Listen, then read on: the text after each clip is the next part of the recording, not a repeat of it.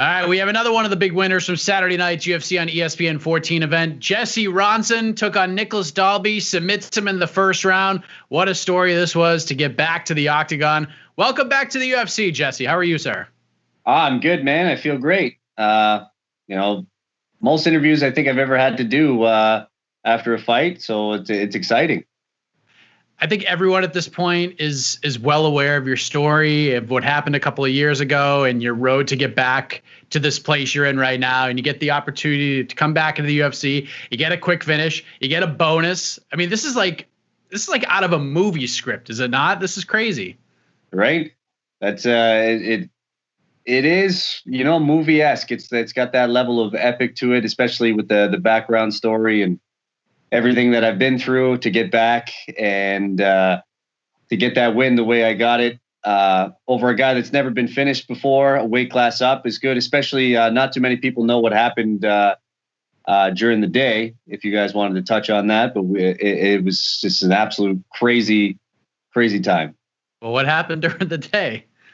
At 7 a.m, I got a phone call from the UFC saying I tested positive for COVID-19 on Saturday. Yeah. So 6 people that day had false positives. All of it came back negative. But at 7 a.m, they called me and they're like, yeah, you have to stay in your room. We're sending people up to test you again. So 7:30, they came and they tested me. 3:30, they came back and they tested me twice. They did the nose test, which hurt like hell, and another throat swab. And then finally at 10:30 at night on fight day, they said, your tests are good and negative. Don't worry. 6 other people had false positives. They're all negative. Everybody's good. Yeah, you're good to fight now. And I'm like, oh, great. It's good to know that I'm good to fight now on fight day. An hour and a half before I got to go down and start warming up and getting my hands wrapped up. I haven't slept at all day because I was super nervous. And, it's out of my hand. I probably should have. But, with the screw up that happened in 2018, I was like, just my luck. This would happen to me where I would get screwed over the day of the fight. So luckily it all came back and sorted itself out. And I was able to go in there, fight, and get that W. Wow. So 90 minutes before you were supposed to get your stretching in and get your warm-ups in, you find out that you're cleared to fight. That is wild. When you finally got the news that you were cleared to fight, what was your reaction like? Because you probably thought when you got that call, you were like, oh, this is like my destiny. This crazy road continues. And then all of a sudden you get cleared. Was it like the stars officially aligning in your brain in a way? Essentially, yeah. It's like, okay, you can't just keep me down and keep kicking me when I'm down. It's like, cause I've been consistently tested the whole time. So it's like, you know what, Jesse, this has been a super sweet moment for you, but we need to test you one last time to see if you've got the conviction and you can persevere through it. And I did. So it's like, it's not the universe trying to screw me over, but it's like, are you really worthy of it? Are you mentally strong enough like you say you are? And 100% I was. And, you suck it up, you go there and you just got to put it all behind you. And I used it. I used all that emotion and all that strain and put it to use and, put it to use on Dalby.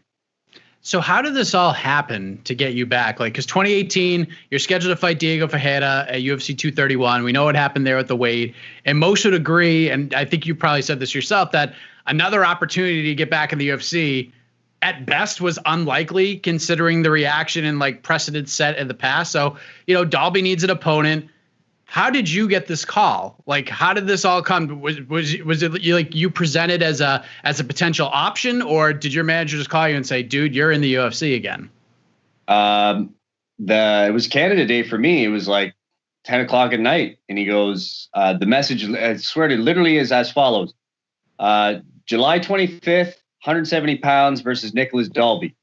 And I said, sure. And he goes, no, you're doing it. And I'm like, okay, is it for the UFC? And he goes, who else is putting fights on, you dumb shit? Hey, let's go. And he's like, yeah, we're going. And I'm like, okay, thank you. Let me tell my coaches and people that I've been training with so they know what's going on. And I was still in shock.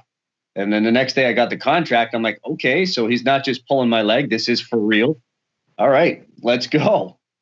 I was not expecting a UFC fight because I've been harassing him for months trying to get me a short notice fight, and it's because you needed a P1 visa to fight in the U.S. But for Abu Dhabi, you don't need that P1 visa. You just got to go there. So I lucked out on there. So yeah, I guess the stars aligned for me, and it just worked out. Yeah, and it was like a little reunion between you and Abu Dhabi because you fought there a couple of times in your career, right? And then all the craziness of COVID-19 and the pandemic, you're probably like, I don't care if this thing's on the moon. This is my time to show some people what's up, right?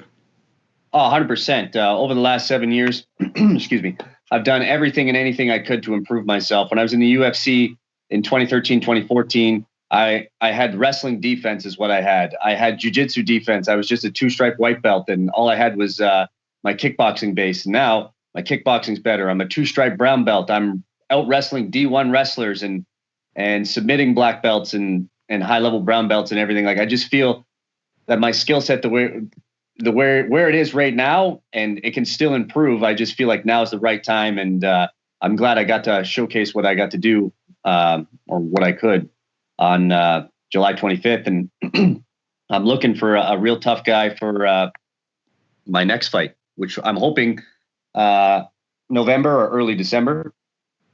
There you go. But right in the middle, right smack dab in the middle of the holiday season, huh? Well, not Thanksgiving. Thanksgiving's here in America, but Christmas and stuff, right?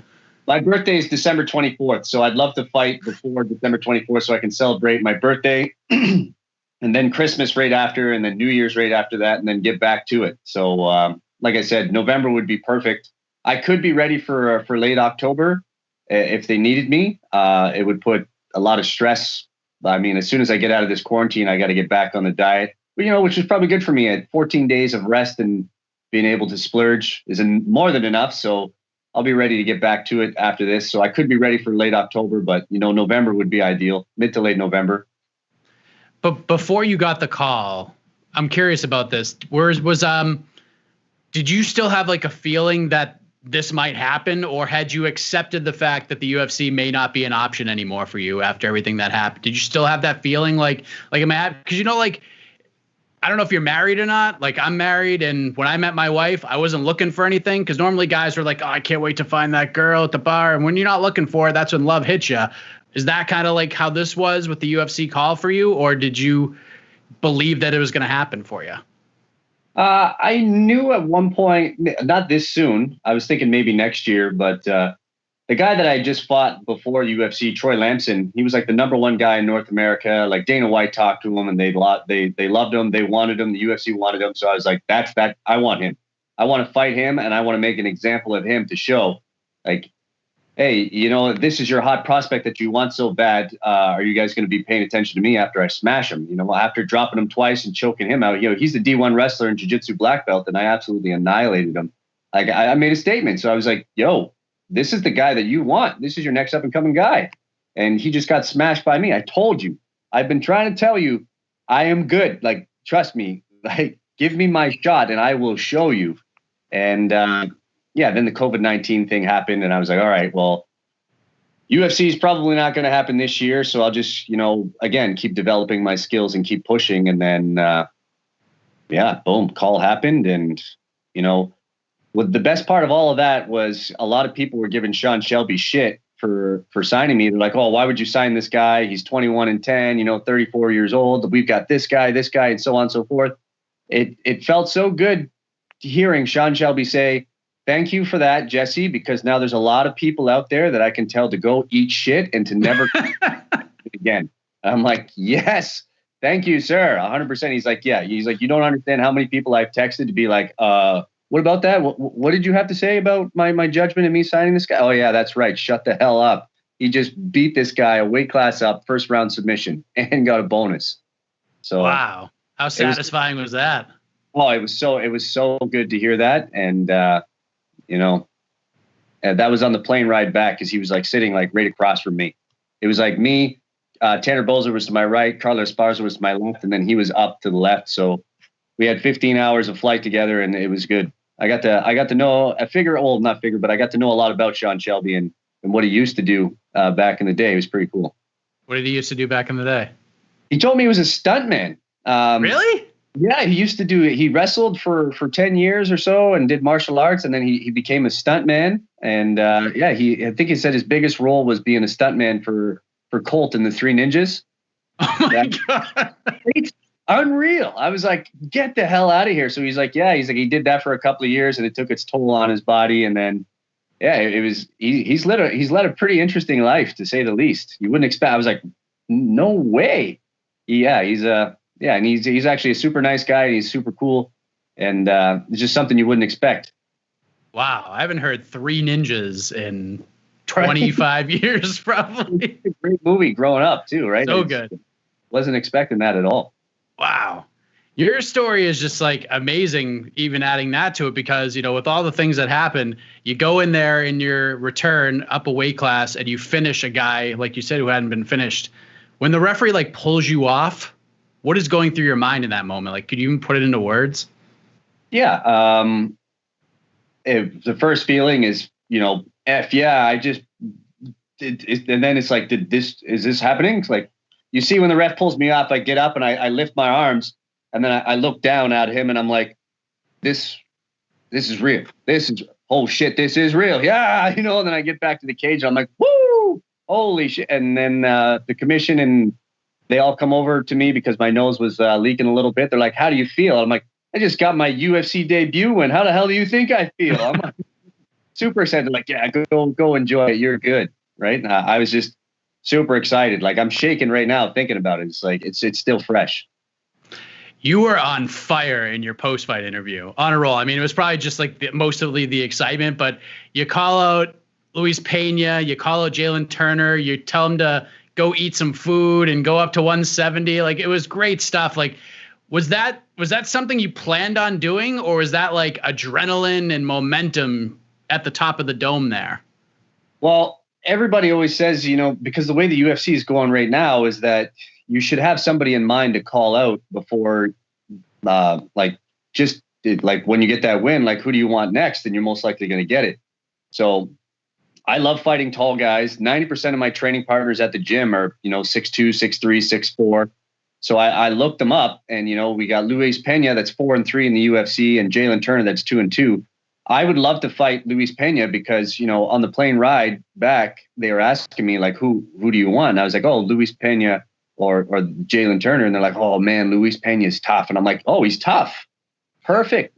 I love tough guys. I love tough, tall guys because you know what? That means they can take it. And everything that I dish out, if they're tough and they can take it, that just means I got to dip into the tool bag and pull out more skills. So it's like, I can use more of my flashy, fancy stuff that nobody's seen before, because it takes a real tough guy in order to showcase everything, right? Because I didn't get to showcase much versus Dalby other than some good counter punching and finishing ability. But against a tough guy like Luis Pena, I can show off more head movement, angles, fancy kicks, fancy footwork, wrestling defense, because apparently he's a wrestler. I get to show off more, especially if he can take it. So I would love to fight a guy like that. And yeah, I'd been practicing that speech a little bit.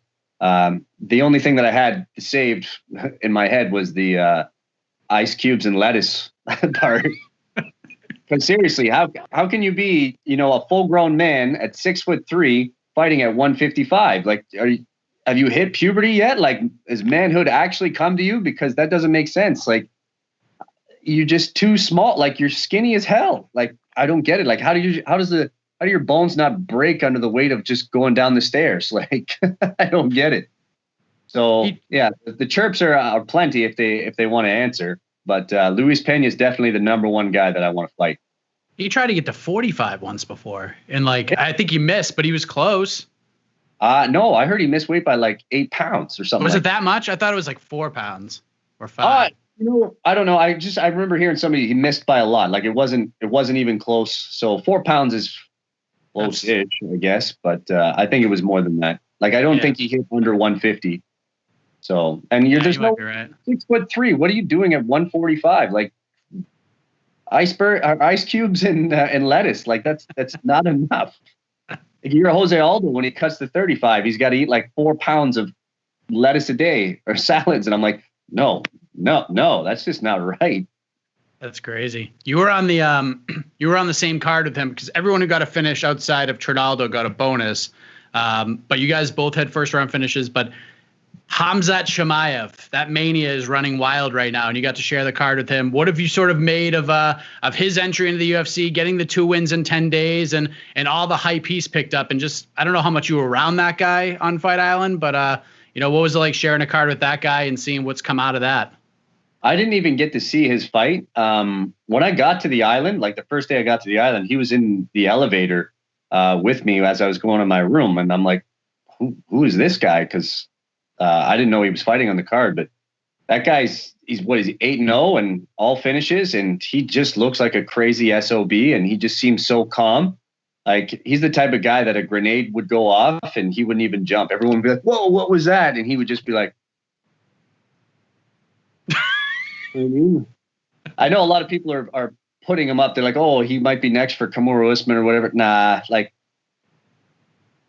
give him a good test. Like, he just fought a guy that, took the fight on short notice, and then, him fighting at 85 and getting a quick win, but give him somebody with good credentials. Like, Damian Maia would be a good test for him.